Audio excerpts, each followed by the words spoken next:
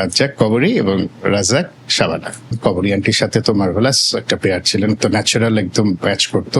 আপনার সঙ্গে কি মনে হয় যে ওনাকে অভিনেত্রী কার সঙ্গে সবচেয়ে বেশি ভালো মানাতো নায়ক রাজের সঙ্গে? এটা একটা ভালো জিনিস আপনি মেনশন করেছেন। আমি বলি, আপনি দেখেন খেয়াল করে উনি যে কয়টা চলচ্চিত্র করেছেন, মানে যার সাথেই তাকে অভিনয় করতে দিন আপনি অ্যাডজাস্ট হয়ে যায়।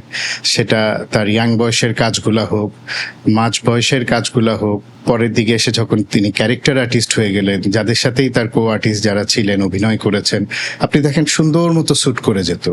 তো আমার চোখে দেখা ন্যাচারালি যেরকম Kabori aunty, Shabana aunty, Babita aunty, ওনাদের সাথে এই তিনজনের সাথে আমি দেখেছি কাজগুলো মানে অনেক ভালো ভালো কাজ হয়েছে, তো ডেপথের কাজ হয়েছে এবং কাজগুলো খুবই ন্যাচারাল, মানে পারফরমেন্সগুলো খুব ভালো ছিল এবং মোটামুটি সবার সাথেই কেমন করে জানি উনি অ্যাডজাস্ট হয়ে যেতেন, মনে হচ্ছে না এনার সাথেই ভালো পেয়ার মনে হয়, এটাই ফিল হতো। এবং শবনম আন্টির সাথে কিছু ছবি ছিল যেগুলো, এগুলা তো সবচেয়ে পছন্দের জুটি কে ছিলেন? বাবার যখন ব্ল্যাক এন্ড হোয়াইট ছবিগুলো দেখতাম, কবরী আন্টির সাথে তো মার্ভেলাস একটা পেয়ার ছিলেন, তো ন্যাচারাল একদম ম্যাচ করতো। আর তারপরে আসছে শাবানা আন্টির সাথে ছবিগুলো। তাহলে আপনার পছন্দের জুটি রাজ্জাক কবরী?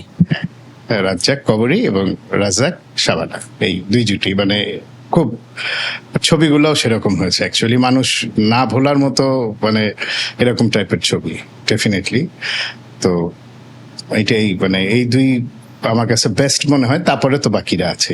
বাবার যদি পছন্দের 5টি চলচ্চিত্র বেছে নিতে বলা হয়, সেক্ষেত্রে কোন 5টি চলচ্চিত্র বেছে নেবেন? কোনটা ছেড়ে কোনটা বেছে নিব এখানেই তো।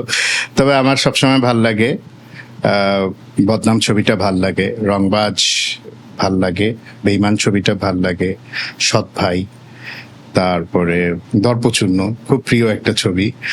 তো আরো আছে, বাট যেহেতু 5টা বললেন আমি 5টাই মেনশন করলাম আপনাকে।